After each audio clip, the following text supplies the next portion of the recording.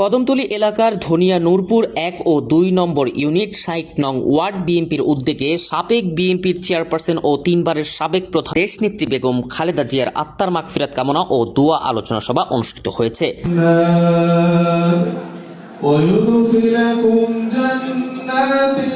অনুষ্ঠানের প্রধান অতিথি হিসেবে উপস্থিত ছিলেন ঢাকা ৪ আসনের বিএনপির প্রার্থী তানভীর আহমেদ রবিন। এ সময় বেগম খালেদা জিয়ার রাজনৈতিক জীবন, ত্যাগ ও গণতন্ত্র প্রতিষ্ঠায় তার অবদানের কথা স্মরণ করেন এবং তার আত্মার শান্তি কামনা করেন। অনুষ্ঠানে উপস্থিত সকল অতিথিবৃন্দ দেশনেত্রী বেগম খালেদা জিয়ার স্মৃতিচারণ করেন এবং তার আত্মার মাগফিরাত কামনায় বিশেষ দোয়া করেন। অনুষ্ঠানে সভাপতিত্ব করেন কদমতলী থানার ৬০ নম্বর ওয়ার্ড বিএনপির সভাপতি ইউসুফ আলী ভূঁইয়া। এছাড়াও স্থানীয় বিএনপি ও অঙ্গ সংগঠনের বিভিন্ন স্তরের নেতাকর্মীরা উপস্থিত ছিলেন। অনুষ্ঠান শেষে দোয়া ও মনোজাত পরিচালনা করা হয়। শহীদ জিয়াউর রহমান, তার সহধর্মিণী বেগম খালেদা জিয়া ৩ বারের সফল প্রধানমন্ত্রী ছিলেন। রব্বুল আলামিন গোটা দেশের জনগণকে সুখের সাগরে ভাসিয়ে দিয়ে তোমার ডাকে সাড়া দিয়ে তোমার দরবারে চলে গেছে। রব্বুল আলামিন তোমার কাছে ফরিয়াদ করি, তার জীবনের সমস্ত নেক আমল তুমি কবুল করে নাও। প্রিয় এলাকাবাসী, সকলকে কাজ করতে হবে। দেশনেত্রী বেগম খালেদা জিয়াকে মিথ্যা মামলায় দিনের পর দিন প্রায় ২ বছর তাকে জেলেবন্দি রাখা হয়েছে, কোনো চিকিৎসা দেওয়া হয়নি। যখন তাকে মুক্তি দিল, তাকে আবার গৃহবন্দী করা হলো আরো ২ বছরের জন্য। মনে আছে আপনাদের, নিশ্চয়ই বলে যাওয়া যাবে না।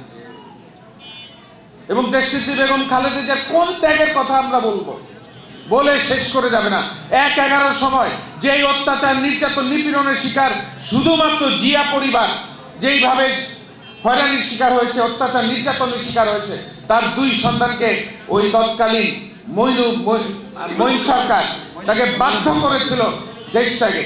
এবং আমরা দেখেছি তার কনিষ্ঠ পুত্র শারীরিক মানসিক নির্যাতনের কারণে দেশের বাইরে মৃত্যুবরণ করেছিলেন।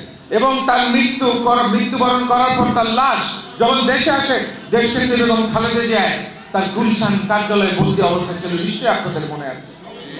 দেশনেত্রী বেগম খালেদা জিয়ার চোখে কোনোদিন আমরা পানি দেখি নাই, কোনোদিন উনি মানুষের কাছে অভিযোগ করেন নাই। কিন্তু যেদিন তাকে টেনে হিসড়ে অপমানের মাধ্যমে তার বাড়ি থেকে বের করে নিয়ে আসছিল, আপনাদের নিশ্চয়ই মনে থাকার কথা, তার চোখের পানি আমরা সেদিন জীবনের প্রথম, হয়তো আমাদের মুরব্বীরা কোনোদিন তার চোখের পানি দেখে নাই, সেই দিন দেশের মানুষ তার চোখের পানি সাক্ষী হয়েছে। এবং তাকে মানসিকভাবে টর্চারের মাধ্যমে, আমরা মনে করি তাকে ফুড পয়জনিং এর মাধ্যমে তাকে অসুস্থ করে তোলা হয়েছে এবং সময় মতো তার সুচিকিৎসা না দিয়ে তাকে অসুস্থ করা হয়েছে। কিন্তু দেশনেত্রী বেগম খালেদা জিয়া একটিবারের জন্য এই খুনি হাসিনার বিরুদ্ধে একটি শব্দ উচ্চারণ করে নাই।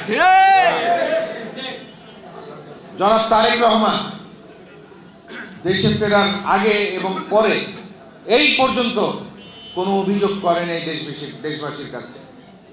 শহীদ রাষ্ট্রপতি জিয়া রহমান বাংলাদেশি জাতীয়তাবাদকে প্রতিষ্ঠা করেছিলেন এবং এই বাংলাদেশি জাতীয়তাবাদকে প্রতিষ্ঠা করার কারণে বাংলাদেশের সেই স্বাধীনতার সার্বভৌমত্বকে রক্ষা করেছিলেন। প্রিয় এলাকাবাসী, দেশনেত্রী বেগম খালেদা জিয়া তথা শহীদ রাষ্ট্রপতি জিয়া রহমানের পরিবার, তারা বাংলাদেশের মানুষের জন্য তারা ত্যাগের পর ত্যাগ তিতিক্ষা করেছেন।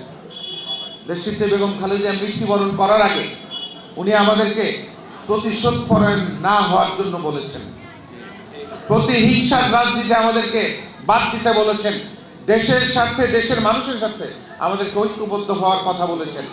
আমিও ঠিক তার কর্মী হিসাবে আমরা এই এলাকায় প্রতিহিংসার রাজনীতি আর হতে দেব না, আমরা করব না, কাউকে করতে দেব না।